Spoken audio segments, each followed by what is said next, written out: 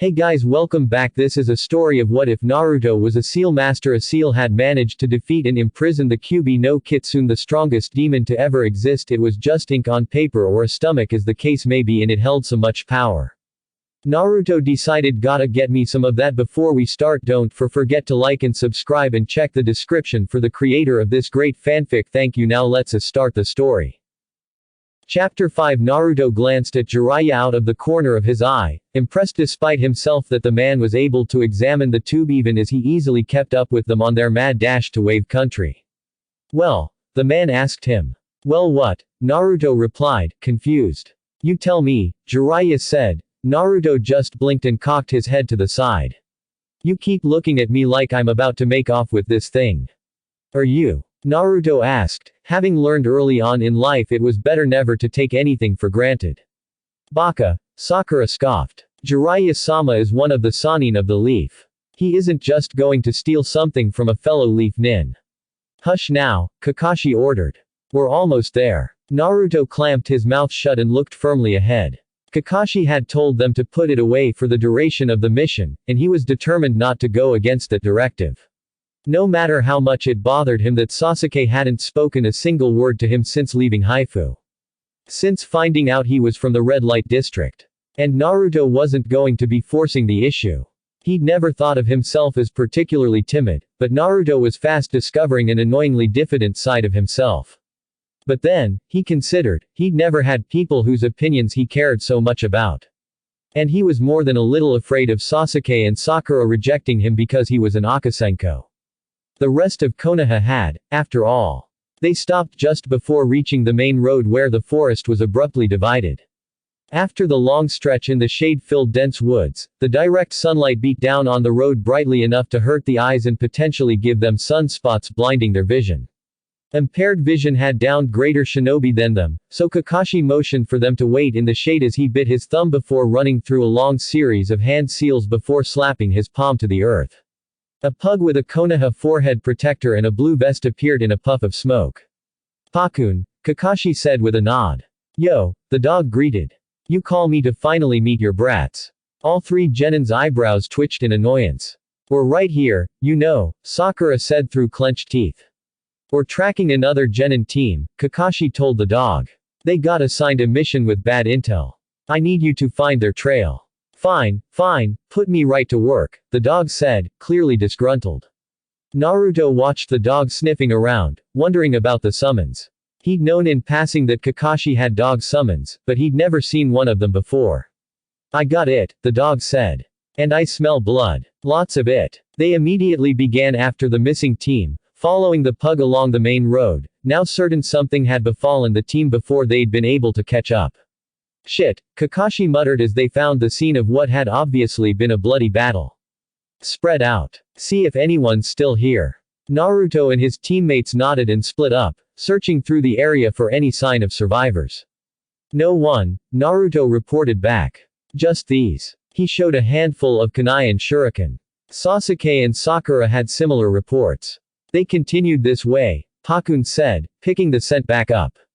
Team 7 hurried after him. Naruto wondered whether the scent Pakun was following was from the team's corpses, and fervently hoped that wasn't the case. It wasn't long before Kakashi signaled them all to stop, and Naruto could hear the distinctive sounds of clanging and grinding of metal against metal. Which told him at least one of the Konoha nins was still alive. They maneuvered more carefully into position to get a visual on the situation. All three Genin seemed to be alive, though one of them and their Junin sensei both appeared to be rather grievously injured. And the one Naruto assumed was the client looked terrified out of his mind, but relatively uninjured. The two Genin still standing were making a valiant effort against a missing nin who Naruto ranked at the Junin level by virtue of his chakra alone.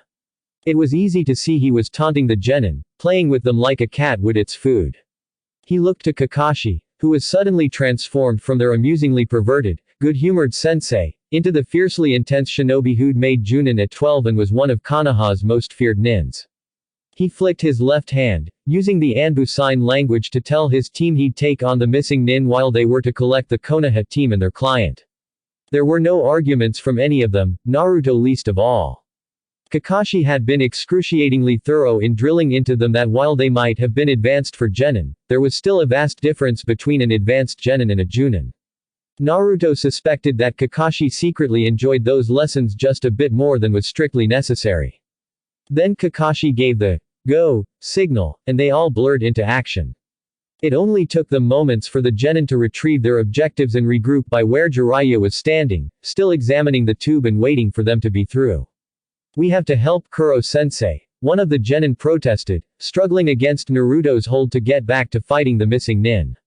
"Cut it out, Kakashi-sensei is taking care of that guy," Naruto said, even as he threw out a half-dozen of his special kunai to create onigiri cage bunshin to act as lookouts while he was distracted. Jiraiya's attention immediately snapped to the onigiri bunshin. "If you go back out there, you'll only distract Kakashi-sensei and you'll get yourselves and him killed," Naruto bluntly told the two genin. "So sit down and shut up until I tell you otherwise.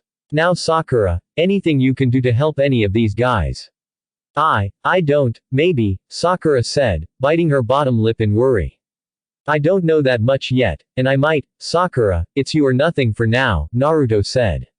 "So can you help any of them heal? Yes or no?" She took a deep breath. "Yes," she said. "I'll try." Sasuke nodded in clear endorsement and set to guarding them as she worked on the very injured Junin sensei and genin. Then Naruto turned to the other two genin. "Now you two are going to tell me everything that's happened," Naruto told them. The kunoichi began to speak. "We were assigned a C-ranked mission to escort the bridge builder Tazuna back to Wave and guard him from bandits while he finished his bridge," she summarized quickly. "We were attacked by two missing nin when we were a bit more than 2/3 of the way to Tazuna-san's home. Kuro-sensei killed them, but was injured and fell unconscious, and since we were closer to Tazuna-san's than Konoha we opted to bring him there. Then we were attacked by this missing nin, and you came." Naruto nodded, then cursed as the male genin slumped over and passed out. He called Sakura over, then turned his attention to Kakashi, to see whether he needed anything or not. His eye caught Jiraiya giving him a look but he couldn't read what was behind it, so he put it aside for the moment to concentrate on the immediate problems before him. The missing nin suddenly turned towards them, appearing in their midst with a burst of swirling mist, swinging his giant sword towards the client. One of the onigiri cage bunshin tackled Tazuna out of the way, though the sword swiped its back, slashing it open so that it bled profusely. The missing nin spun toward the real Naruto, sword bearing down on him. He rolled out of the way, automatically slicing a kunai at him as he passed even though he knew it wouldn't come close to striking the ninja. Then Kakashi was there, parrying the giant sword with only a kunai, giving Naruto a chance to get completely out of the way. He'd never been more grateful for his sensei before. Barely a moment had passed with the two Junin struggling against each other when a masked hunter nin suddenly swooped out of the trees. The missing nin's eyes widened before he fled, the hunter nin in fast pursuit. Naruto blinked, uncertain of what had just happened. "What the fuck?" he demanded, eyes narrowing in confusion at the sudden end to the heated battle. But Kakashi didn't answer him or pursue the missing nin, so he dismissed his off feeling to concentrate on what he knew needed to be done and quickly briefing Kakashi on what the genin had told him. Kakashi's eye slit dangerously as he turned to Tazuna. "You are going to tell me why there are missing nin after you," Kakashi ordered the bridge builder, countenance leaving it clear there was no room for argument. Tazuna quavered. Now. He spilled his guts, weaving a story about Gato Corporation slowly taking over Wave and strangling its economy and its people. And how Tazuna had wanted to change all that with his bridge. "I knew he might hire missing nin," Tazuna said piteously. "But this bridge is the last hope of a nation, and we only had enough money to pay for a C-ranked mission and nothing else." "Not really true," Jiraiya said, contributing for the first time as he moved away from examining one of Naruto's onigiri clones. Naruto noted the clone was glad to be away from Jiraiya's prodding. "There's a lot Konoha probably would have accepted in lieu of cash. An exclusive right of first refusal for all ninja contracts, preferential trade status, maybe. We've done things like that in the past, when it's been necessary." Tazuna looked scared and baffled, running his hands over his face. "Sakura, how are Kuro and his genin?"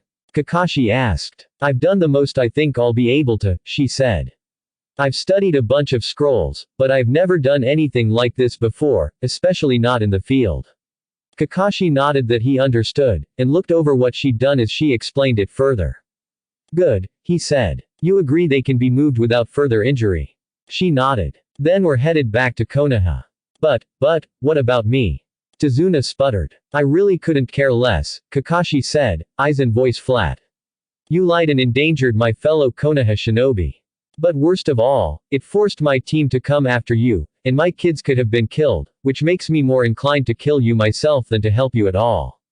But the bridge, he pleaded. It's the last hope for my home.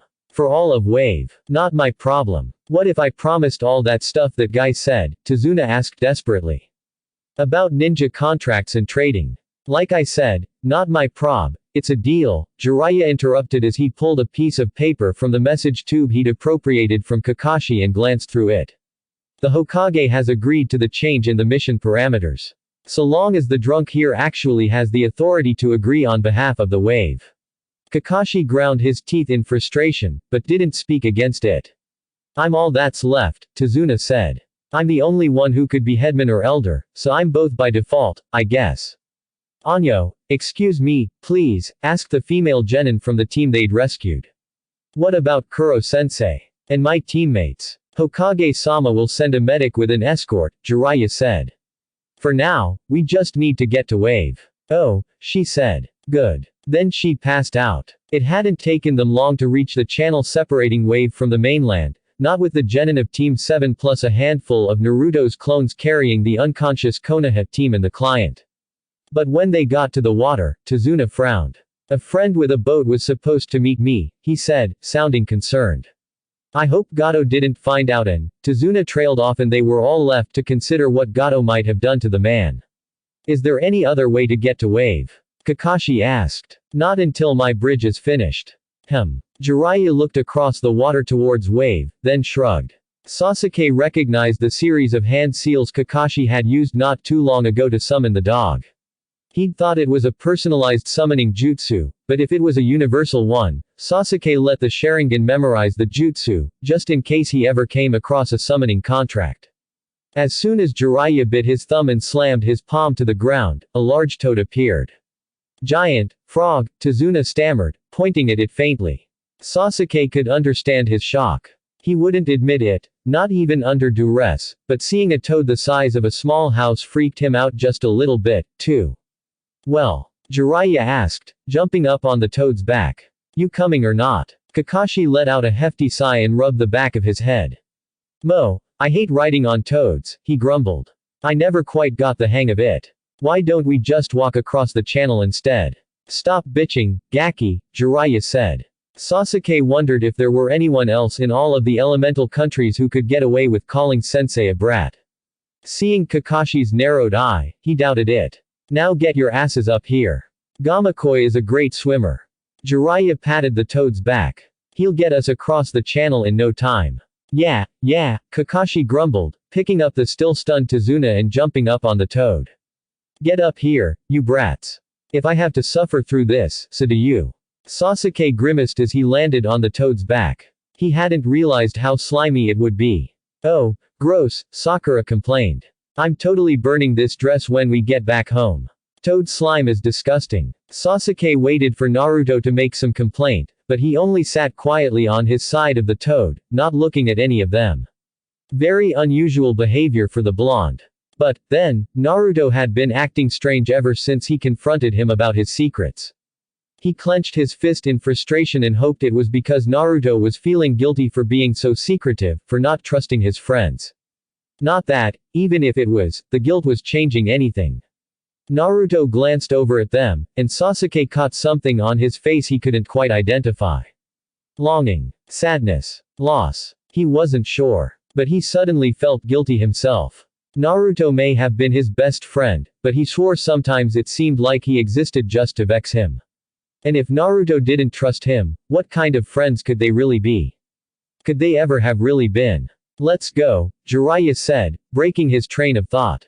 The toad suddenly leapt into the air, and it was only by luck that Sasuke was able to move his chakra quickly enough to attach himself to the thing's back that he didn't go flying. Then the toad landed in the water with a splash, soaking them all through.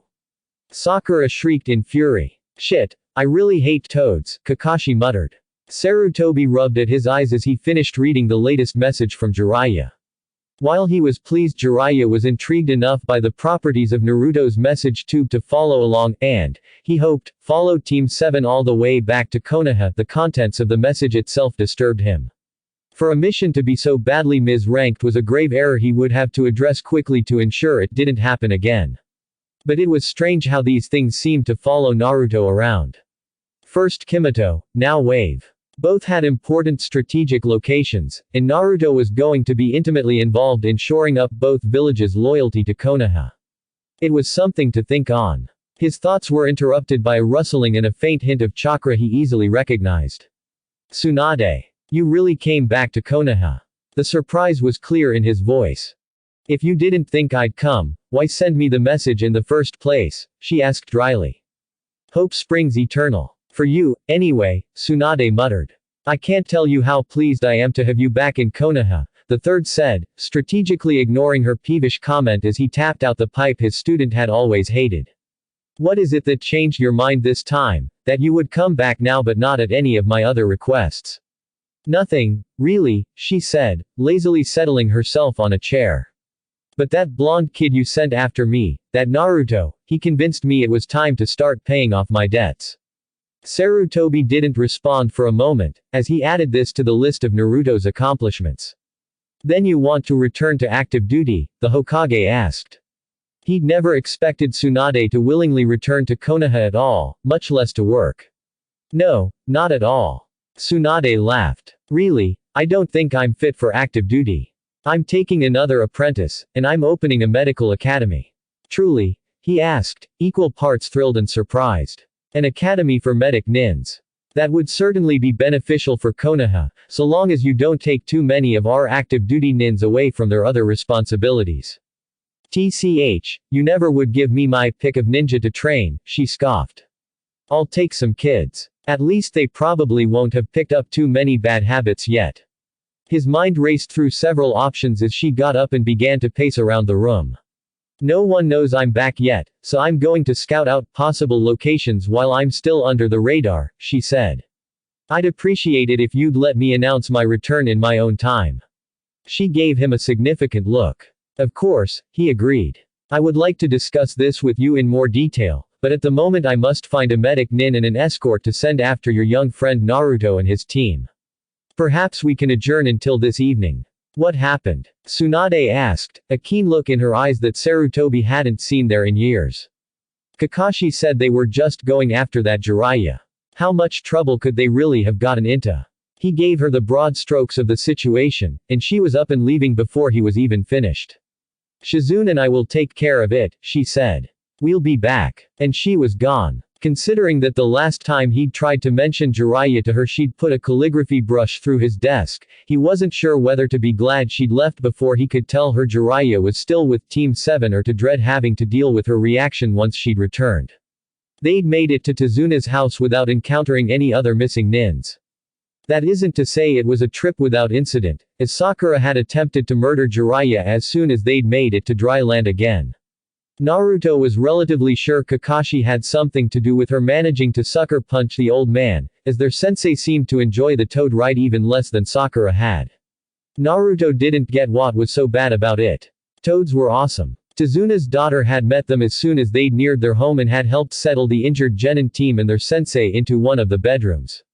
Then she'd gone to bed herself, leaving Team 7 plus Jiraiya to their business. They'd taken over the dining room as their headquarters, such as it was. The table was rickety, and none of the chairs were particularly comfortable. Not to mention that if any of them had 4 legs the same height, Naruto had yet to find it. Sagato's hired Momochi Zabuza, missing nin from the village hidden in the mist. Also known as the Demon of the Mist, Kakashi started off their impromptu meeting. Sasuke had pointedly sat next to him, though he'd also pointedly not said a word to him. Naruto had no idea what point Sasuke was trying to make, but he was sure there was one. Somewhere. Maybe. Possibly. Well, there was a chance of it, anyway.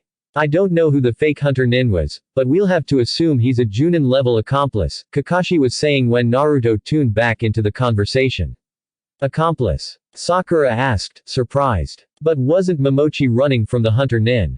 I think it was Jiraiya-sama he was running from, Sasuke said thoughtfully.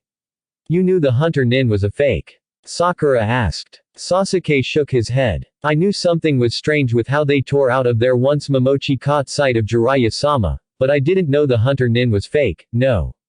Naruto suppressed a sigh. He'd seen the same things Sasuke and Kakashi had, but hadn't caught any of that. Jiraiya leaned forward on the table, resting his chin on his hand. Momochi Zabuza doesn't worry me, he said with the casual dismissal that could only come with the complete self-confidence of one of Konoha's greatest legends. Because Naruto had borrowed Kakashi's bingo book from his pouch when he wasn't paying attention, to look Momochi up, and had found he was not a missing nin to be taken lightly. And he'd decided he was very happy to have both Kakashi-sensei and Jiraiya with them. Hearing the hunter nin was an accomplice only made him more so. It's as likely as not they've fled. A missing nin would put more value on surviving the job than anything else. After all, they're only out for themselves, and what's the point of completing a mission if you're not alive to enjoy the rewards? Jiraiya clasped his hands behind his head and leaned back on the only good chair in the entire place. Nope. Those missing nin won't be a problem. Let's just find out where this Gato is, hun. I'm on it. Kakashi nodded. Sasuke, with me. Sakura, look after the other team until the medics get here. Naruto, you're with Jiraiya. See what he wants from you. They all three nodded, then Sasuke followed Kakashi out the door and Sakura headed back up to the bedroom they'd converted into a makeshift infirmary. Naruto had to admit he was a little glad to be out from under Sasuke's scrutiny. Being watched constantly wasn't exactly something he was unfamiliar with, but Sasuke seemed a lot more intent on it than any of the disapproving villagers had ever been. He wondered what Sasuke was worried about him doing, or whether it was just because now that he knew where Naruto was from, he didn't trust him anymore. A definite possibility, no matter how unsettling. Alright, brat, Jiraiya said, letting his chair fall forward again and leaning his elbows on the table. Kakashi wanted me to teach you a few things about seals. So why don't you show me what you've got? Sure, Naruto said with a shrug, deliberately casual. Because that Kakashi had lined up another teacher made Naruto very nervous, especially given the timing of it. Surely he wasn't trying to get rid of him as a student, Naruto tried to reassure himself. He wasn't exactly successful. What do you want to see first? Naruto pulled a small scroll from his inner jacket and unfurled it about a foot, looking for a specific storage seal. Then he bit his thumb and swiped it over the seal with a bit of his chakra to unlock it. You carry the specs around on you? Jiraiya asked skeptically. Of course. After all, it was the only place Naruto could be sure he would know immediately if it were stolen. Jiraiya snatched the scroll from him and began reading it. He looked up from the scroll. This is gibberish, he accused crossly. Of course it is, Naruto agreed. You don't think I'd leave it unsecured so that any old perv who wanted to peep could check it out, do you? Jiraiya scrutinized the large scroll more carefully. A low-level genjutsu, he murmured, catching and breaking it. And an explosive tag, he asked, surprised to see such an obvious line of defense. And one that was so easily dealt with. He began the seal sequence to dismantle the tag. We'll have to work on how you secure your. Jiraiya put his fingers to the seal and the whole scroll disappeared. His eyes shot to Naruto, who only smiled. What happened to it? Jiraiya asked. I told you, Naruto said. I take care of what's mine, and I sure as hell don't leave something like this under such little security. He pulled out his main storage scroll and again unsealed the scroll. When someone tampers with the seal, it automatically returns to my storage scroll, Naruto explained, this time disabling the security before handing it over to Jiraiya. Let me show you what I did in Kimito, he said. It was, to his mind, his most impressive work to date. And, though he hated why he had to do it, he knew that it was important to hedge his bets. Which meant he needed to make sure Jiraiya was impressed and interested enough to take him on, just in case Kakashi was planning to ditch him. And for the first time in his life, Naruto found himself wishing to lose a bet. Naruto was listlessly browsing through a books on seals when he heard Sasuke and Kakashi come back. Jiraiya had taken a few hours to glance through all of his scrolls, then shoved a stack of books on seals at him. Even when the bridge is finished, it's going to be a weak point, Jiraiya had said. If someone wanted to cut off fire from wave, their first point of attack would be that bridge. So you're going to come up with a ceiling structure that will protect it. Kakashi says you're a genius.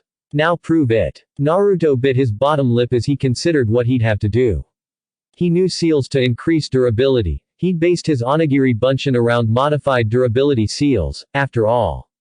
But durability seals would only help keep the bridge from normal wear and tear. Jiraiya was talking about a seal structure that would protect it from a full-fledged attack designed to destroy it. And the texts Jiraiya had given him weren't any help. At all. In fact, they were barely more informative than the primers from the Konoha Shinobi library that he'd read months ago. He thunked his head down on the table contemplating his next step. He had no idea where to begin. Not that he'd ever admit that. Not to Jiraiya. Not when he needed him to take him on as a student. Not when this was some stupid as fuck test that he didn't want to have to pass in order to prove himself, but knew he had to anyway. He lifted his head when he heard someone walk into the room, and cocked his head to the side that it was Sasuke. Who only looked back at him calmly and sat down without a word.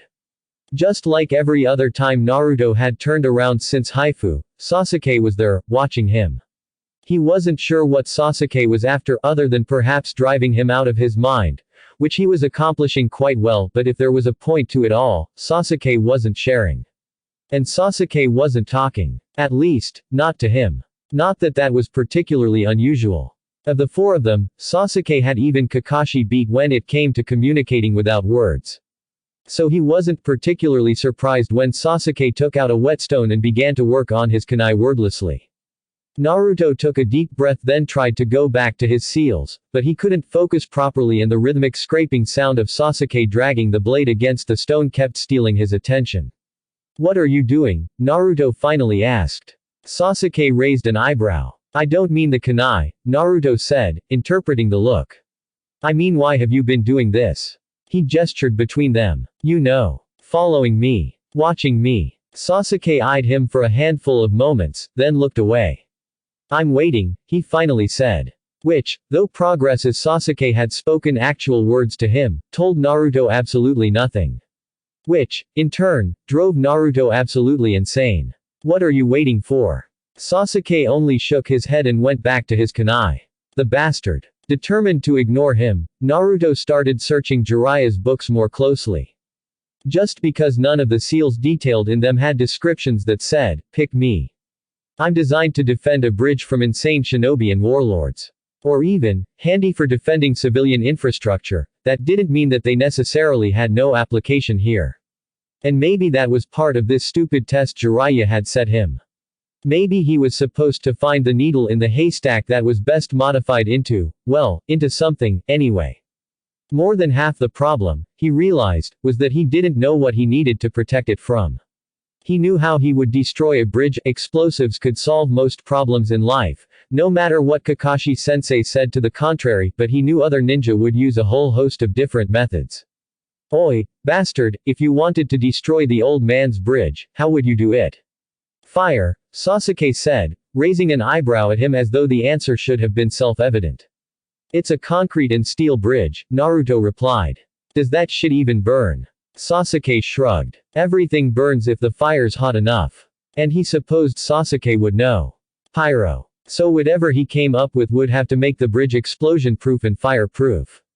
And, he considered, pursing his lips, what if the shinobi was a water type? He could make a huge wave to crush the bridge. He thought of what Kakashi had done in Kimado to help empty out the bowl for the lake, and decided that a talented shinobi could probably either sink the entire bridge into the earth underneath the channel, or call up a tornado to tear it apart. An enemy could pour acid on the structural supports, call down lightning to crack the surface apart, summon a big-ass toad to squash it. The possibilities were endless. Shit, he muttered, thunking his head back on the table. How's it coming, genius? Naruto's head whipped up at Jiraiya's voice. Fine. Naruto insisted, pasting a grin on his face. Fine. Everything's, just, fine. Good, Jiraiya said, heading back out of the room with a wave. Make sure you don't disappoint me, genius. I won't, he trailed off as Jiraiya was already gone. Fine. His head fell to the table with an audible thunk this time. Face buried in his hands, he didn't notice Sasuke scowling after Jiraiya, or the protective glint in his teammate's eye as he looked to Naruto again before restarting on his kunai. The next day passed in much the same manner as the first. With Sakura caring for the injured team, with Kakashi and Sasuke doing recon work on Gato, with Jiraiya doing Kami only knew what, and with Naruto poring over every bit of information he could get his hands on about Fuinjutsu and desperately trying to come up with an answer to Jiraiya's puzzle. Around midday, Naruto had come up with the brilliant idea that the books Jiraiya had given him were all a code. Because there was no real need for a man known to be one of the world's foremost experts in the topic to have what amounted to beginner's books. He'd spent 2 hours trying to decode it before coming to the conclusion that instead of codes, it must be under some seal-based genjutsu, similar to what he had on his own research scrolls.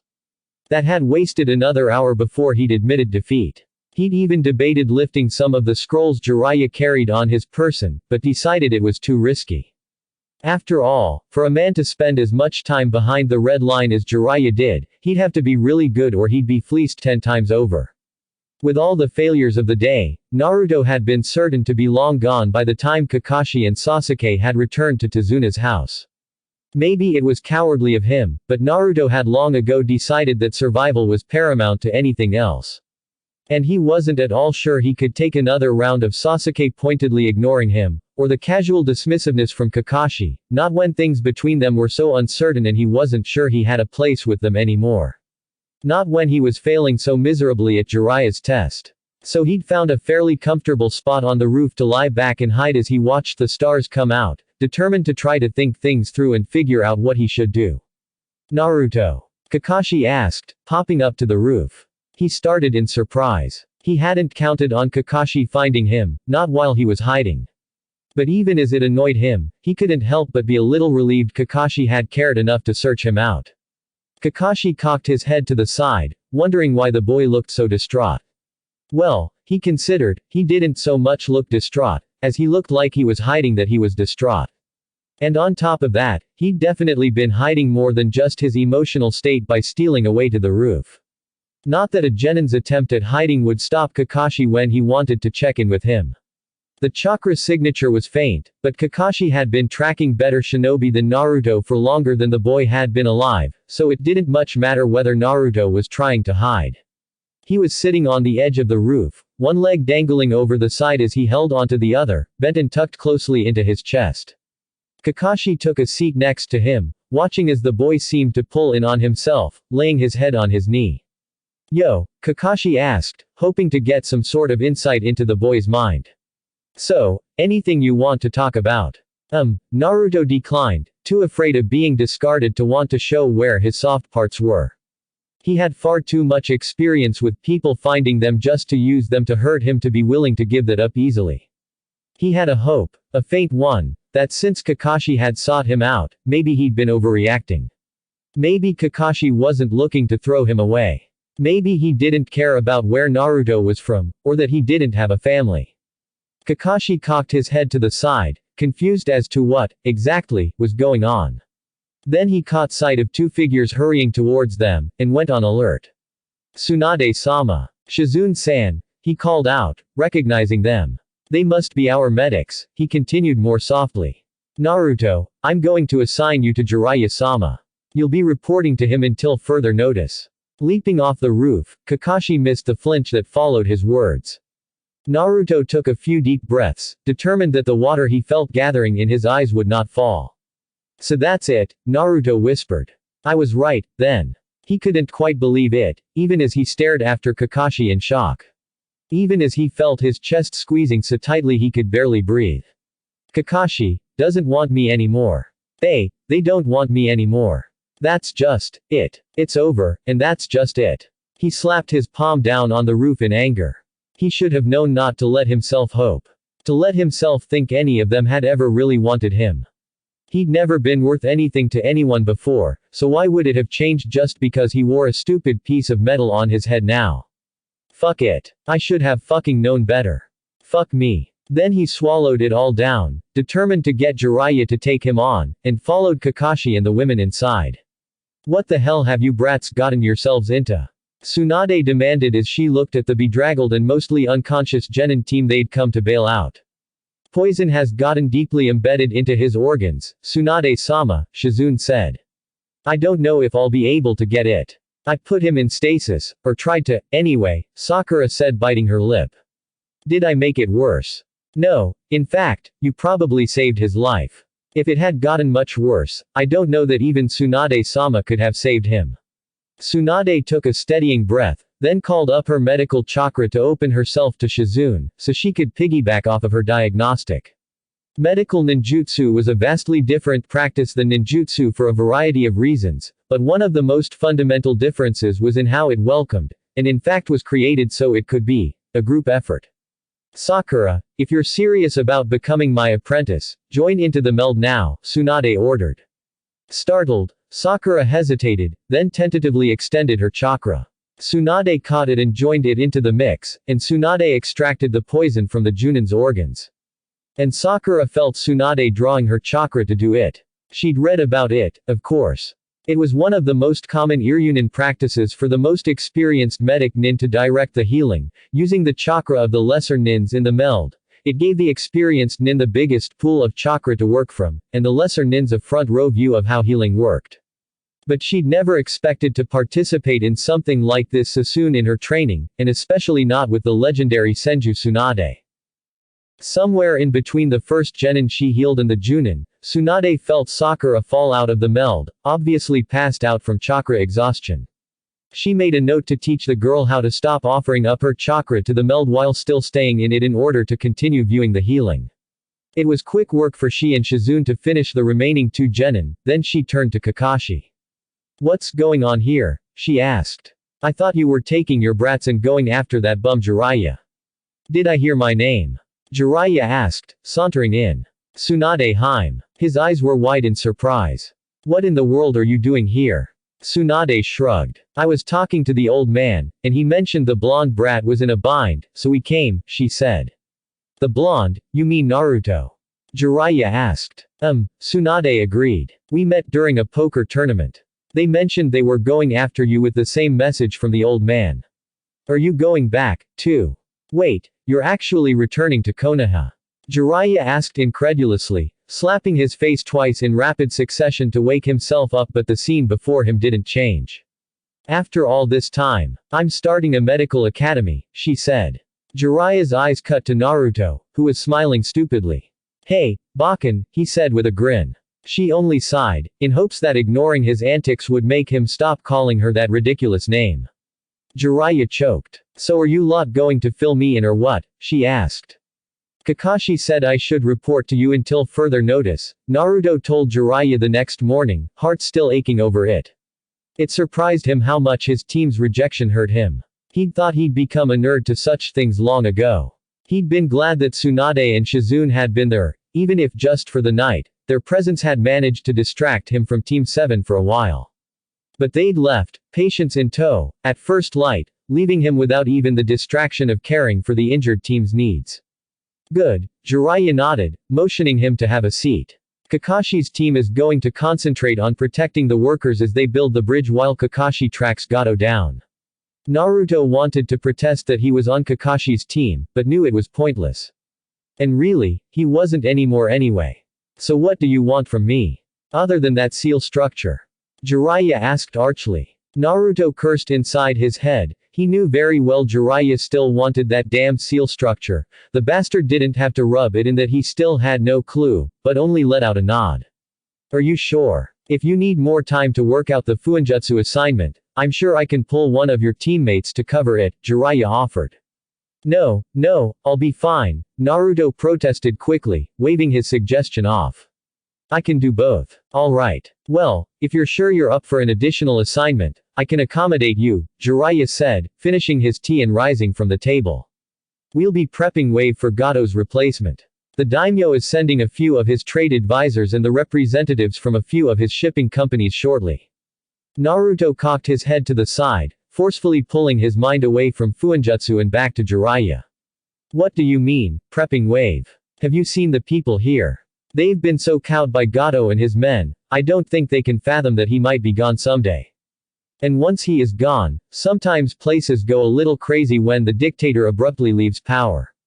We don't want Wave to go crazy and try to fight off Fire's influence. We especially don't want them to do it by suddenly remembering they can fight. Eventually, they'd realize that Fire can help make their lives better, but that could take some time. So we'll just be helping that process speed along, so to speak. You don't mean helping along like I helped Tsunade along in returning to Konoha, right? He asked skeptically. Because that'll be, well, really expensive. What? Jiraiya asked, blinking in surprise. You mean bribe them? Wait, you were serious before. You mean you actually bribed Tsunade to get her back to Konoha? Of course not, Naruto scoffed. That never would have worked. I had to buy off her debtors and blackmail her to go back to Konoha. You blackmailed her, he said, dazed. You really blackmailed her. Well, technically, she lost a bet, Naruto admitted. The blackmail was just to make sure she actually followed through on her end of the bet. Jiraiya just shook his head. How in the world did a kid manage to find her debtors in the first place? He asked. Naruto froze, then decided that this time, he was going to lay it all on the line. If Jiraiya was going to discard him when he found out about his origins, then so be it, but he wasn't going to go through what he had with Team 7 again. I'm a gutter rat, Jiraiya, Naruto said seriously. A child of the red light district. An Akasenko. I grew up with thieves and murderers and whores and conmen. And the Yakuza. Finding the people who held Tsunade's debt wasn't the problem, making sure they'd leave me alone after I got what I wanted from them was. Jiraiya stared at him for a while, as though uncertain what to make of him. Since Kakashi's handing me off to you after this mission is over, I thought I'd put it out there, Naruto said with a nonchalant shrug that didn't betray the tense nervousness he was feeling. Because if you're going to drop me because of it, I'd rather know now so I can start looking for a new sensei right away, instead of just when I'm starting to get comfortable with you. He snapped his mouth closed, unsure of why the last bit had come out and hoping that hadn't let too much slip. Where you're from doesn't bother me, kid, Jiraiya said finally. After so long had passed, Naruto wondered if he wasn't trying to figure out how to expel him from the mission and the shinobi corps right there. Naruto let his shoulders slump in relief. Thank you, he said quietly. Jiraiya nodded. Now let's talk about what we're going to do about Gato. Here's what I'm thinking. No, he said eagerly to another fisherman as he sat beside the older man with a rod and pole of his own leaning against the bar, and a henge to make himself fit right in. I hear this guy wants to get rid of all those thugs and get back to having a real trading company come through here. He ain't in shipping, but he's a trader by nature and has himself a lot of connections in the mainland. If we're lucky, maybe he knows folks in the fire court. That would mean a hell of a lot more trading through here. Is it so? The fisherman asked. Well, best of luck to him, then. Yeah, maybe we'll be able to get some jobs, a guy who'd just joined them added. Naruto nodded. Can only hope, right? He slammed his glass back on the rickety, plain wood table and stood, making sure to wobble. Well, best get going then. Think I've had enough. The men at the table laughed and ribbed him a bit as he weaved his way out of the bar. He ducked into an alley and changed the henge to a different-looking fisherman and repeated a mildly similar story in another bar. Naruto was pleased with the preliminary results of the Whisper campaign. He'd only been spreading rumors among the locals for a few days, and already they were flying around about the possibilities of anything from a hostile takeover of Gato Corps to Gato's imminent suicide. A few more days, he thought as he continued his charade as a fisherman, and the rumors would really take on their own life. He'd had no idea how effective such a tactic could be when Jiraiya had coached him in it, and he'd been skeptical. After watching Jiraiya impersonate two of Gato's thugs complaining to each other about the Cloud Shinobi coming after Gato, and seeing how quickly those rumors had spread, Naruto had been convinced. And had gone on to spread a few dozen more rumors, where the only common theme had been Gato's eventual demise. The occasional lauding of fire and Konoha worked its way in frequently, of course, but couldn't be universal. At least, that was what Jiraiya had said. He didn't think the locals would catch on. They didn't seem sophisticated enough to figure out their ruse, but Jiraiya had said that it wasn't a good habit to slack off on easy assignments, or it would become a bad habit, and bad habits habitually killed good shinobi. Naruto wasn't sure that he was a good shinobi yet, but he was determined he wouldn't be a dead one, So he followed Jiraiya's advice and only mentioned fire or Konoha every third conversation he had. He created a few onigiri bunshin and used a henge to turn them all into reasonable facsimiles of Gato's henchmen and headed into another random bar. He really loved this assignment. Of course, it also had the added bonus of giving him a valid reason to spend as little time in the house as possible while Kakashi and his team were there. He wasn't sure how long he could stand having his exclusion rubbed in his face, not when Sasuke and Sakura had been assigned to cover the bridge without him during the day and assisting Kakashi during the night, so he'd taken the precaution of being there as little as possible. With the legitimate cover of running the Whisper campaign down in the village, he could be gone as often as he wanted. And when he was there, he managed to either hide himself away to work on the stupid seal structure, which he still wasn't certain how to complete, which was causing him more panic and concern than he was willing to admit even to himself, or closet himself with Jiraiya to work on other ways to screw Gato over while they waited for the Fire Daimyo's people to show up. That part was really fun. No matter how unsettling it was that Sasuke was still somehow finding all of his hiding places and sitting with him, just watching him silently. If he didn't know better, he'd have said Sasuke had picked up his fangirl stalker tendencies. As it was just salt in an open wound that his teammate didn't trust him enough to be without a watcher. 3 bars later, Naruto took a look at the sun and decided it was safe enough to go back. Kakashi and the others had undoubtedly eaten dinner and would be heading out shortly. The Whisper campaign, after all, wasn't the only part of their plan. The op, much to Jiraiya's satisfaction, was going very smoothly. More smoothly than he'd expected, in fact, given the additional help Naruto had been able to provide him in preparing for the daimyo's people. But while it was certainly very useful for Naruto to have the skill set that he did, Jiraiya couldn't help but be troubled by the fact that a 12-year-old had them at all, much less to the degree of expertise Naruto held. After all, not even shinobi children often knew how to forge documents or embezzle money or blackmail important figures straight out of the academy. In fact, the only thing Jiraiya had to give him pointers on was the Whisper campaign. And he hadn't even had to do much there, the boy seemed to be a natural. He knew a lot of those skills came from being a self-proclaimed gutter rat.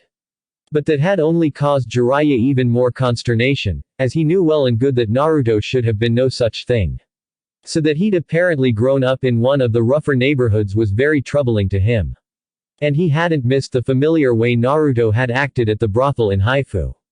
The other 2 brats had been uncomfortable and antsy when he'd finally emerged from the latest tender mercies. But not Naruto. No, he'd been playing that crazy card game he'd often seen the house girls play, and Naruto was playing it as though he'd been doing it for years. Added to the fact that Naruto had called the girls, Nichan, and the brothel's mistress, mother, and, as he'd found out when he'd settled with the mistress, had known to slip her some cash to keep her happy instead of helping Jiraiya slip out the side way, Jiraiya had a good idea that Naruto spent quite a bit of time in Konoha's Akasan when he was growing up. Which wasn't just another rough neighborhood, and definitely not a place anyone would want a child wandering around alone and without guidance and protection. The whole thing raised far too many questions for him, and Jiraiya planned to grill Sarutobi about it extensively when he returned to Konoha. But for the moment, it wasn't something Jiraiya could spend too much time focusing on. There was getting rid of Gato to deal with, and figuring out just why, exactly, Naruto seemed to think that he was going to apprentice to him. Especially when Kakashi had been so vehemently opposed to the idea. Is Naruto out again tonight? Kakashi asked as he got ready to head out for the evening himself. The kid's good. He is, Kakashi agreed with a sigh. I was hoping to catch him before I took the others out again. I wanted to see how he's doing. Have you talked to him about the dangers of seals yet? We don't just sit around twiddling our thumbs all day, you know, Jiraiya replied mildly. No, I know, Kakashi said. They both looked up as the door opened, and none other than Naruto himself came in. He paused when he caught sight of Kakashi, which Jiraiya thought odd. Well, Jiraiya asked him, and Naruto seemed to come back into himself all at once. A few fishermen, then lots of bars, Naruto replied. They seem to be the only business left on the island. But I found company that lent me a sympathetic ear in all of them. Good, Jiraiya said. What about the seal structure? It's coming, Naruto said, looking away. Oh. Do you want me to look over what you've come up with so far? Jiraiya offered, making sure to pitch his tone as supportive instead of the amused he really was. No, no, that's all right, Naruto protested. I can work it out. Really? But, well, Jiraiya raised his eyebrows and motioned with his hand for Naruto to spit it out. Maybe it would help if I understood more about how the bridge was being built, Naruto admitted, shoulders drooping. There are too many parts to it, and I don't know what's really important and what's, not. So, do you think I can go with them tomorrow? To work on the bridge, I mean. Fine, fine, Jiraiya said with a shrug. This is the most important part of the mission, So make sure you impress me, genius. Naruto slumped down further, and Jiraiya worked to suppress his smile. Right, Naruto said. I'll just go work on it some more. He trudged out, the very picture of dejection. Jiraiya chuckled as the door slammed behind him. What was that all about? Kakashi asked, clearly curious. I was surprised to hear you'd changed your mind on giving Naruto to me as an apprentice, Jiraiya said instead of answering. Kakashi's eyes snapped sharply to him. I haven't, Kakashi said. Oh. Well, you may want to clarify that with the brat, because he sure thinks that's what's happening. Naruto walked through the small house, carefully controlling his every movement for fear that if he didn't, he'd wind up destroying something. And not stopping. He was screwing up the mission. He was losing his chance to get a new teacher. And Kakashi hadn't even bothered to acknowledge him once. His life was falling apart around him, and he had no idea what to do to fix it. So instead of destroying Tsunami's home, Naruto decided to leave. He'd hoped to catch some dinner before heading back out, but if it meant avoiding his entire team for the rest of the evening, he was fine with going hungry. It wasn't like he didn't have experience with that, anyway. As he stepped outside, he cursed himself, seeing Sasuke and Sakura, clearly waiting there for Kakashi. Naruto turned, trying to duck back into the house, but was blocked by Sasuke and Sakura. What's wrong with you? Sakura asked, stepping in front of the door so he couldn't pass without moving her. Look, let's just leave it, Naruto tried. We both have things we need to do tonight. I've barely even seen you in days, Sakura said. Yeah, well it's for the best. Naruto kicked a bit at a lump of dirt. And at least she wasn't following him around to make sure he didn't steal anything like his other former teammate. What the hell, Naruto? Sasuke demanded. Which was more than he'd said to him the past 2 days combined. Naruto just gave him that implacable look. What? Sasuke yelled. You guys are such assholes, Naruto said derisively, unable to hold it back any longer. Sasuke's fist rammed into his jaw with enough force that his head snapped back. Fuck you, Naruto said as he rubbed at it and spit out a mouthful of blood. Sasuke, Sakura scolded, reaching out a hand covered in green medical chakra to Naruto's jaw. Here, let me. Naruto slapped her hand away. She stared at him, her mouth opened in shock and her brows drawn together in confusion. Look, I get it, okay. You guys are done with me. You don't have to make believe anymore that you ever actually wanted me around. You've made it clear you don't want me, and you don't trust me, so fine. Same goes. Kakashi's found me a new sensei, which I suppose is more than I should have hoped for. So you guys can go fuck off and leave the dirty little thief to his gutter, Naruto said viciously, letting his anger at their betrayal lash out. I'm sure you wish I'd never sullied your presence in the first place, but you won't have to worry about that much longer. And he was gone, leaving Sakura and Sasuke to gape after him. Then Kakashi was there, and was clearly frustrated and annoyed. Which, given his usual lackadaisical nature and the stoicism he showed the rest of the time, was more than enough to throw Sasuke and Sakura even further off kilter. Put it out of your mind for now, Kakashi ordered. This is one of the most difficult yet most important things you'll learn as ninja. The mission comes first, and personal problems must be put aside until you're through. We will deal with this when the mission is over. And we will deal with it. Now let's go. Then Kakashi did his best to follow his own advice. No matter how much he wanted to go after him. It was morning when Naruto had finally cooled off and come back to Tsunami's house. And then he'd immediately begun crafting experimental seals for his assignment from Jiraiya. And completely wrecking them. Damn it, he muttered as the third one in a row exploded, getting more and more frustrated with himself. Because if he started screwing up seal spreads, Jiraiya would have no incentive to take him on as a student. And with Kakashi not wanting him anymore, that would leave him back where he started, alone, with no teachers, no friends, no one at all. Damn it, Naruto yelled, slamming his fist into the ground. He gleefully set the remnants of the seal paper on fire. He wasn't sure why the idea of being alone again was so disturbing to him. He'd done it before, and he could do it again. He found he didn't want to. He liked the closeness he'd developed with his team, and the thought of it being taken away. Naruto forced himself to stop. It was over and done with, and wishing things were different wouldn't make it so. And besides, the rapport among them must have been an imagined thing. Because if they'd really cared for him as much as he had for them, wouldn't they have accepted where he came from? He sighed and rubbed his eyes in frustration as another seal caught on fire.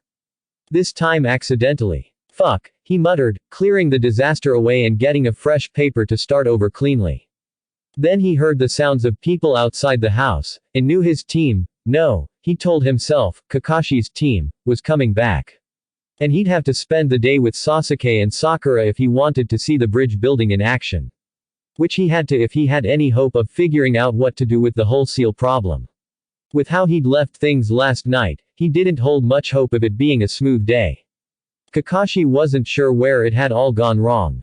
They'd left Konoha one of the tightest teams he'd seen in a long, long while.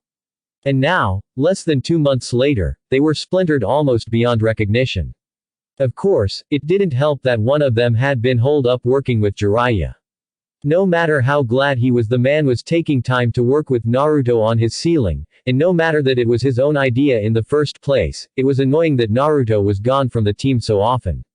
And it had put a rather unfortunate crimp into his tentative plan to tie his kids together and lock them in a room until they'd worked it all out. So he was surprised when Naruto walked into Tsunami's house as they were all eating breakfast. Naruto, you're back, Sakura said, voice cautiously happy. I need to go to the bridge with you today, he said, not looking at any of them. Jiraiya said it was all right.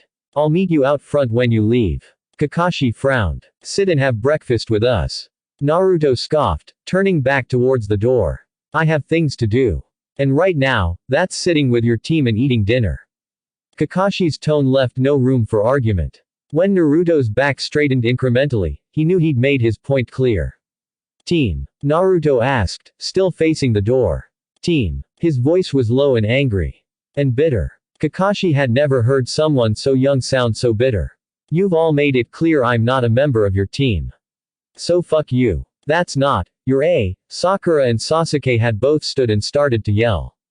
But Kakashi had had enough. Stop. Sit. Do not speak. This is an order. Kakashi turned to his other 2 students. You, too. They looked from Kakashi to Naruto and back again, then sat. We're going to fix this right now, Kakashi said. I don't know where you got the idea that you aren't a member of this team anymore, but you're mine. Bullshit, Naruto called. You've all 3 of you made it clear you don't want me anymore, not after finding out I'm an Akasenko. So don't try to pretend otherwise. I don't give a shit that you're from the red light district, Sasuke cut in. I care that you never told us. You never tell us anything.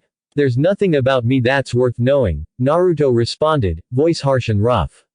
I've been a thief and a conman and a smuggler and most else you can think of, because I grew up in the Akasen with nothing and nobody, and had to fight for every fucking thing I've ever needed. And I'm not sorry for who I am or where I'm from or what I've done, because I fucking survived it and that's more than others can say. But that doesn't make any of it anything I'm proud of, or anything I wanted any of you to know. Because, fuck me, but I wanted people to actually want me around for once, and not think I'm just some shit clinging to their shoes because of where I came from. His breathing was uneven, and his eyes narrowed and hard when he'd finished even as he watched their reactions. I told you I don't care about that, Sasuke said. I couldn't give a flying fuck if you're the son of a whore or the 4th Hokage himself. Yeah, sure, Naruto scoffed. That's why as soon as you found out you started watching me to make sure I didn't touch the silver, and everyone else started ignoring me, and leaving me behind, and giving me those looks. That's why Kakashi pawned me off on Jiraiya as soon as he could. No, none of you care anything about that. Kakashi wondered how this all could have gotten so fucked up. He was about to interject when Sakura spoke for the first time. Naruto, Sakura started, only to be cut off when Sasuke's fist connected with Naruto's jaw. Naruto spit, and Kakashi saw blood. Then he turned his head back and worked his jaw as his eyes stayed on Sasuke. You fucking asshole, Sasuke yelled, losing control of his voice along with his temper. It wasn't about that. It was never about that. I care that I've told you everything I am, and that you've kept so many secrets I don't think I even know who you are. It was about you telling me you believed in me, that you believed I could accomplish my goal, and then telling me I couldn't even walk down the street without you fucking holding my hand, you jackass. Naruto gaped. I didn't, that's exactly what you did, Sasuke said viciously. And I wasn't watching you so you didn't steal anything, I was trying to fucking be there for you so you'd know I didn't care about the whole red light district thing, and so you'd know you could talk to me about the rest of your fucking secrets, you idiot. Naruto was frozen in place, jaw slightly dropped in shock as he stared at them all with a poleaxed look on his face. Kakashi wondered whether it was time for him to step in or not, before things imploded even further to the point where there might be no return. But then, this could turn out for the best, he thought. Like the lancing of a wound, letting everything come out in the open. So he waited for one heartbeat, then two. And then Naruto began to speak. I'm not good at much, Naruto said, looking down and away, voice soft enough they had to strain to hear. My taijutsu is still screwed up from what Mizuki did, my genjutsu is even more non-existent than my chakra control, and it takes me ages to learn most ninjutsu. And you guys, you're smart. And you're good. You're gonna go on and be Junin, and then the next legends of the shinobi world. Fuinjutsu and my experience with the shady side of life are really just about all I have to offer, I know that. And I know this is just about as far as I'll ever get. If I'm lucky, I'll sneak through to Chunin, but I'm realistic about my chances for even that. Naruto, Sakura reached a hand out for him, but Naruto didn't even look up. I know you're both capable. Fuck, you're better than I am in every way you can be. But you're the only thing I've ever had that's close to a family, and I know the Akasan and everything goes on in it better than anyone would ever want to, and I wanted to keep you safe from it and out of it. And, even if you hate me for it, I did it again. Because yeah, either of you could take on any of the yaks or the other fuckers who live there no problem one-on-one. Even 10-on-1. Even 100-on-1. But that shit shouldn't even touch you, shouldn't ever touch you. There was a period of silence then, as Sasuke and Sakura both watched him without any idea of what to say. Kakashi couldn't blame them. He didn't even know what to think. So I'm sorry you're upset about that. But I guess, Naruto said, turning all the way away to face the door. I guess we won't have to worry about any of that anymore. You won't have to deal with me again after this. Jiraiya-sama is being generous enough to take me on for a while, so you'll be able to move on. For what it's worth, I'll miss you. I'll go now. I have to get that fucking seal done, and. He didn't get 3 steps towards the door before he was tackled by Sasuke and Sakura both. You don't get to say things like that and then leave, Sakura was saying, smacking his arm with one hand even as her other gripped him tightly enough to leave bruises. You don't get to leave at all, Sasuke agreed. I'm mad, fuck, you make me crazy, but that doesn't mean you fucking run away, Dobi. They're right, you know, Kakashi said, crouching down in front of the pile of them and looking Naruto in the eye. I told you, you're mine. And you'll stay mine, all of you. You, Sasuke, and Sakura, until I see you made Chunin or we die in the process. Naruto looked bewildered, clearly taken aback and uncertain as to what was going on. Or even if it was real. Kakashi made no move to speed him up, letting him work through whatever it was he needed to work through at his own pace. And, he thought, having Sakura and Sasuke physically restraining him didn't hurt, either. I don't understand, Naruto finally said. Kakashi knew the feeling. How could you say that? You gave me to Jiraiya-sensei. I did no such thing, Kakashi disagreed. You did. Naruto protested, voice vicious even as Kakashi saw his eyes growing wet. You told me I was assigned to him from now on, and you've been leaving me behind when you go with the team to do anything, and Jiraiya said you wanted him to teach me. Kakashi rubbed his eye, wondering just how things could have gotten so mixed up, even as Sasuke and Sakura began glaring at him. This is a complex mission with a lot of components to it. You're better suited than Sasuke or Sakura to the parts Jiraiya is taking the lead on, which means while they help me, you're helping Jiraiya. So yes, I have been leaving you with Jiraiya and you are reporting to him. If Sasuke or Sakura had been better suited to it, I would have had them reporting to Jiraiya instead for the duration of the mission, Kakashi told him. And Jiraiya is one of the world's foremost Fuinjutsu masters. I wanted him to talk to you about sealing, because you've already passed me by and I didn't want you blowing yourself up or stagnating because of my shortcomings as a teacher. But I made it clear to him that if he tried to take you from me and make you his apprentice before you made Chunin, I'd rip his arms off and beat him unconscious with them. After a few moments of staring at him in shock and disbelief, Naruto seemed to suddenly just collapse in on himself, going limp and boneless even as he buried his face in Sakura's neck.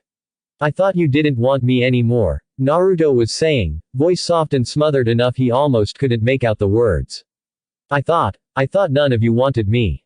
And Kakashi somehow found himself in the middle of the pile, holding them all even as Sasuke and Sakura wrapped themselves around a desperately clinging Naruto. Baka, Sakura said, crying herself as she smoothed Naruto's hair. You're ours. Ours, Sasuke agreed. Forever. Kakashi was a good shinobi. He was a very good shinobi. He was, in fact, a shinobi so excellent very few could say they were his equal. Which was why, instead of comforting and soothing his kids as he'd found himself wanting to, much to his own surprise, he was instead on his way to kill a man.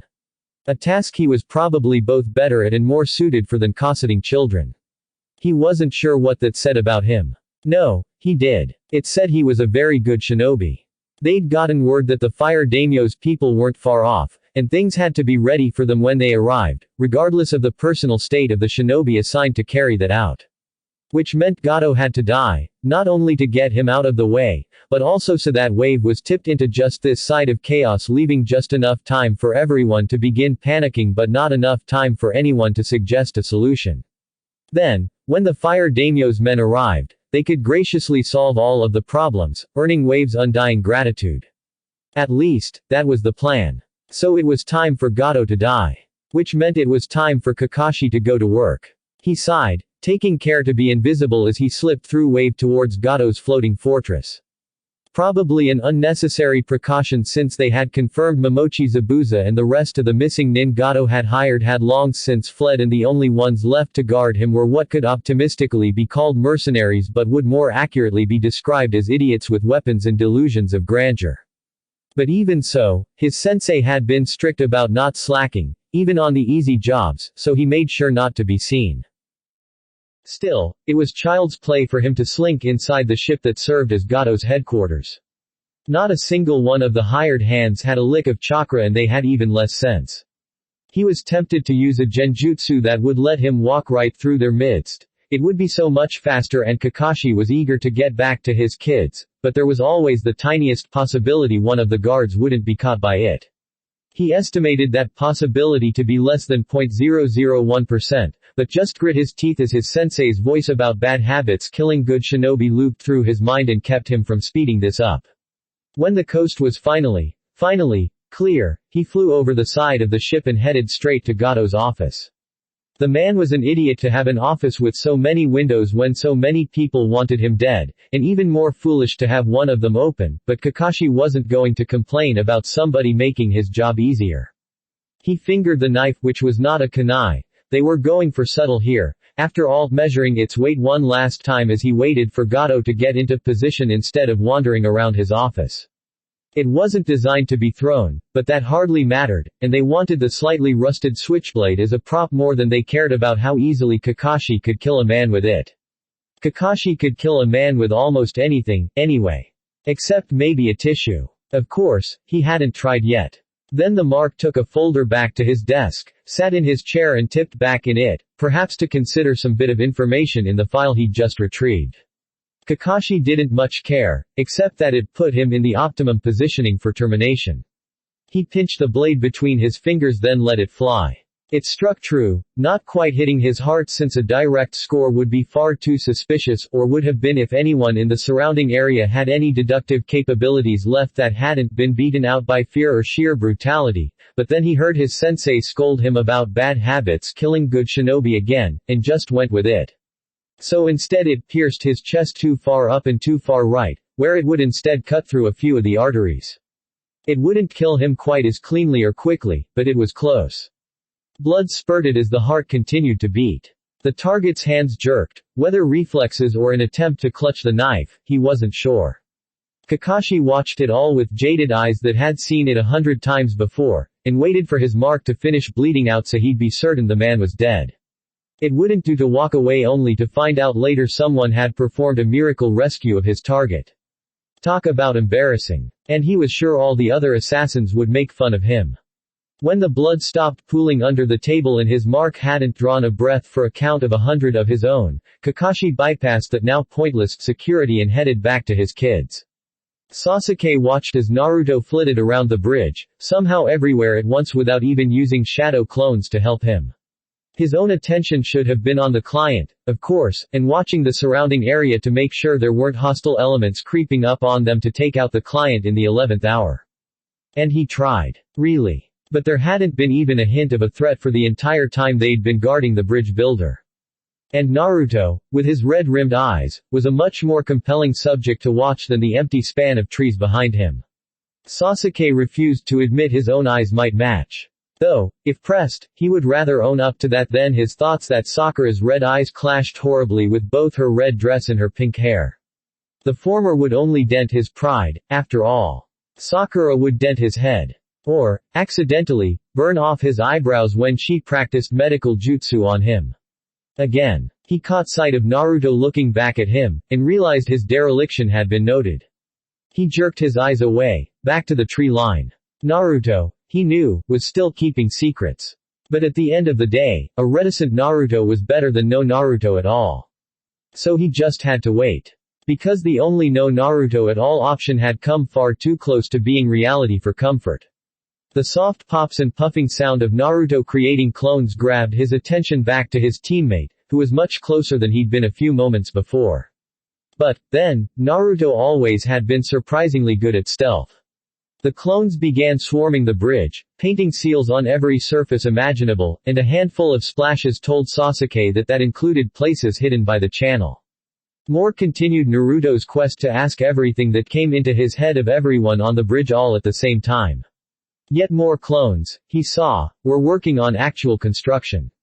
He smirked as he saw a Naruto fall face first into freshly poured concrete, legs and arms flailing in an attempt to get himself out of it before another Naruto whacked him with a hoe and proceeded to smooth out the Naruto-shaped indentation. Sasuke was relatively sure the Naruto who plopped down next to him was the real Naruto. Then again, Naruto's clones had been known to get bored and fool around. So, really, it was for the good of their mission that he makes sure. Motherfucker. Naruto shouted loudly enough all work stopped long enough for everyone to turn and stare at them.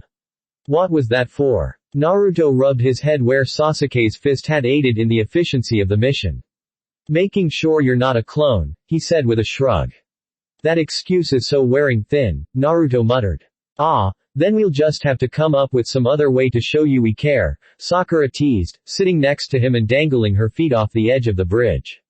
Sasuke snorted. I thought you were working on a seal structure for Jiraiya-sama, Sasuke pointed out, changing the subject far away from any mention of demonstrating emotions.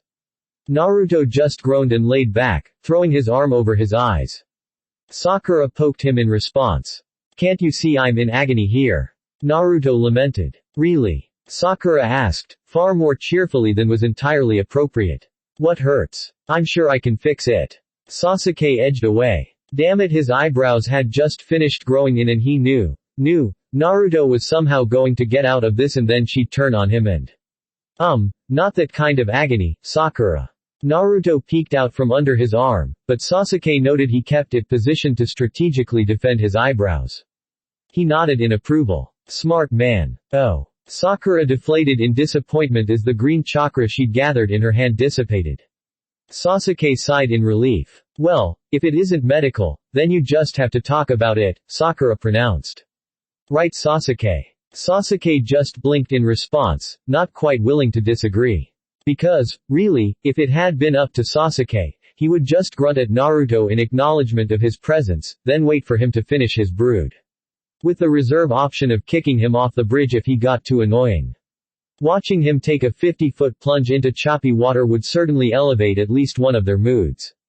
Right, Sakura agreed with herself for him. Spill it. When she poked his ribs again, Naruto snatched at her wrist and pulled, somehow managing to twist enough to knock the three of them all to the ground.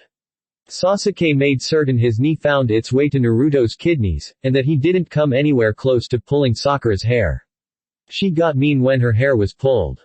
After they'd horsed around long enough to be out of breath, they came to a mutual truce and laid in a tangled pile as they panted. So, I'm not a genius, Naruto said, as though he were admitting some horrible sin.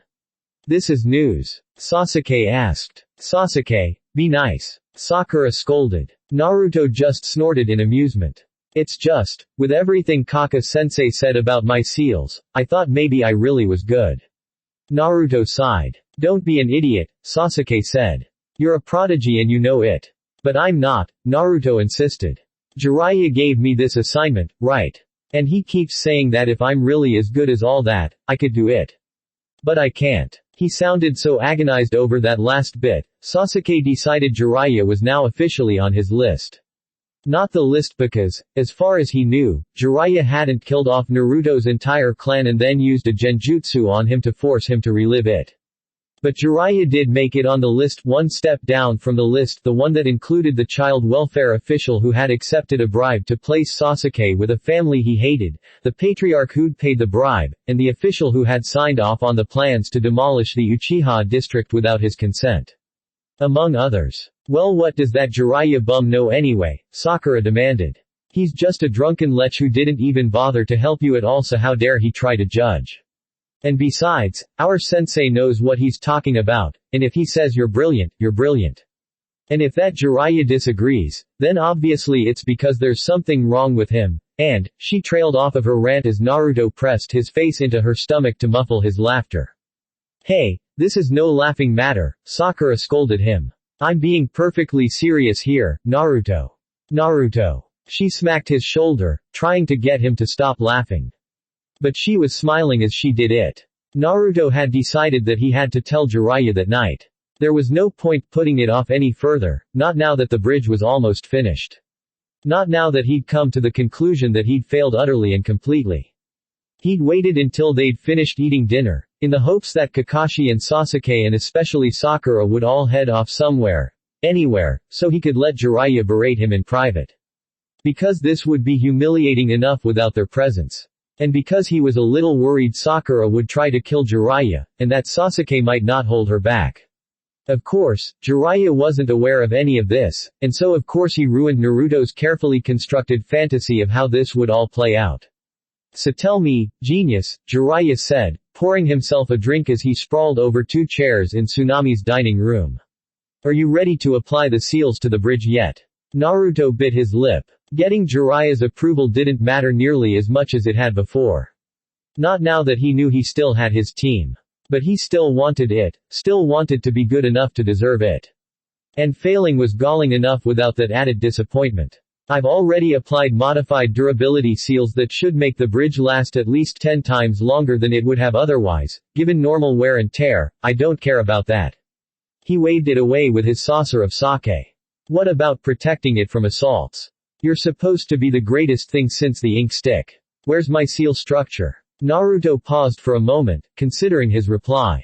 Failing still hurt, no matter that he had people to fall back on. It hurt enough that he didn't notice Kakashi sitting up and setting down his saucer of sake to give Jiraiya a heated stare.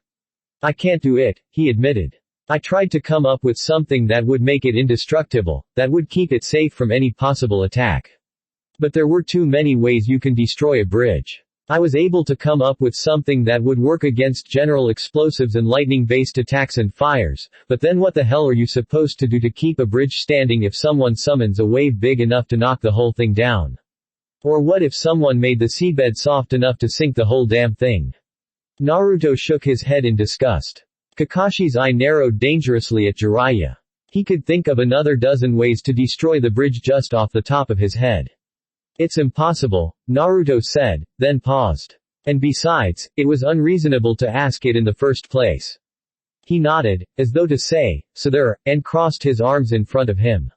Kakashi agreed. It was an entirely unreasonable request, especially given that Jiraiya hadn't involved himself in the project at all. It's not unreasonable. You just need to work harder at it, Jiraiya complained.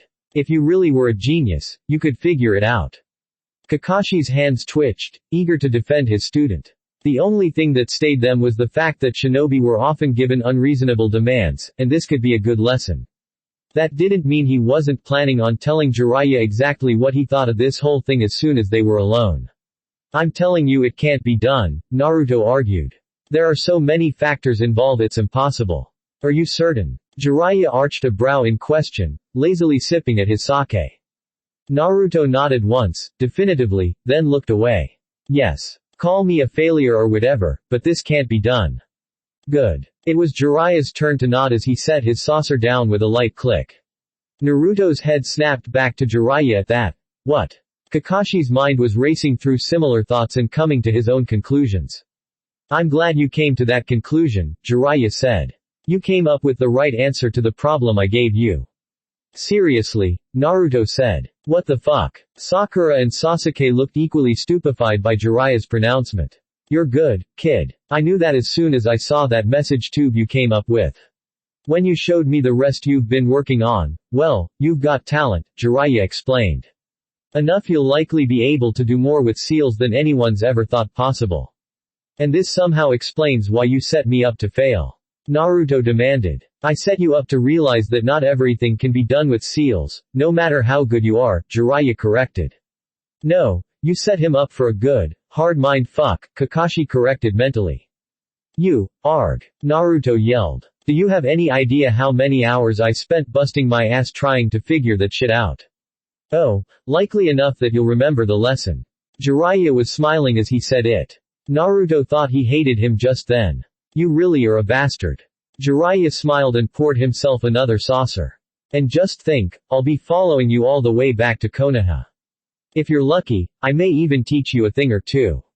Naruto looked at him in horror, then his head thunked on the table. Jiraiya only grinned more broadly. Thanks for listening. I hope you guys liked it. Don't forget to subscribe and leave a like for more what ifs and support the author. See you guys in the next video.